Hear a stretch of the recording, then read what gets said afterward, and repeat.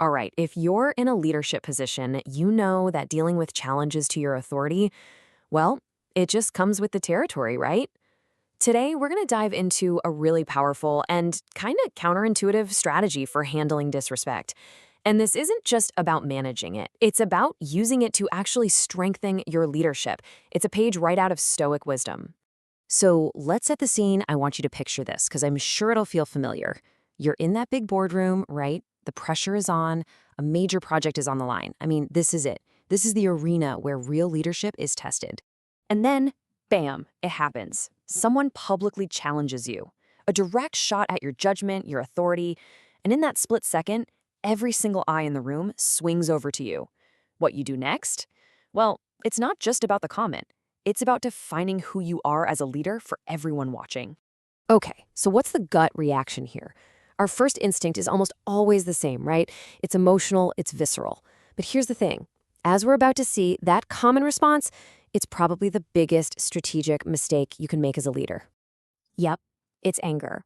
I mean, it feels powerful in the moment, doesn't it? Like you're pushing back, reasserting your dominance. But let's be crystal clear. In the executive world, getting angry isn't strength. It's actually a bright, flashing sign that you've lost control, first of yourself, and by extension, of the entire room. And this is where things get really interesting. Look at the power dynamic here.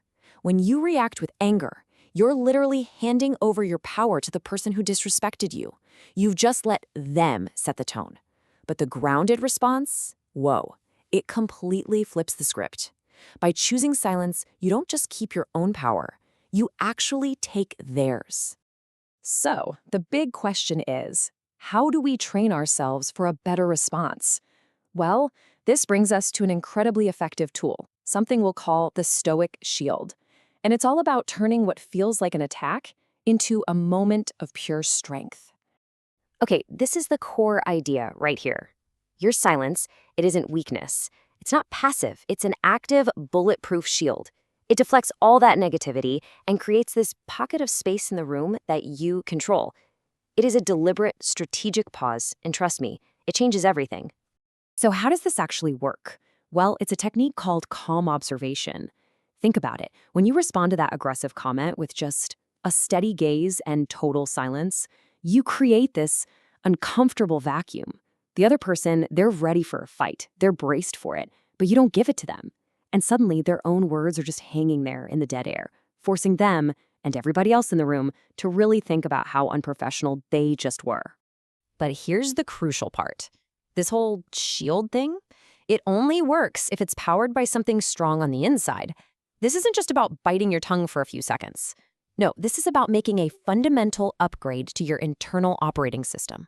And this is your internal mandate. It's a line you never, ever say out loud. It's a personal, non-negotiable standard that you set for yourself. It's this quiet, unshakable resolve that becomes the source of your composure. See, when you have this line drawn internally, external attacks they just lose their sting.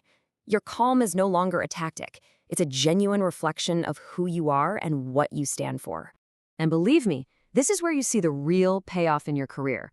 When you adopt this mindset, it translates directly into that it factor we call executive presence. You know, the kind that defines the best leaders. This is how you build that reputation for being completely unflappable. It really boils down to three key outcomes. First, that internal standard lets you project absolute, unshakable composure, even when things get heated. Second, that composure, it's magnetic. It commands attention way more than shouting ever will. And finally, by showing that level of self-control, you solidify your authority beyond any doubt. You've just proven, without saying a word, who's really leading the room.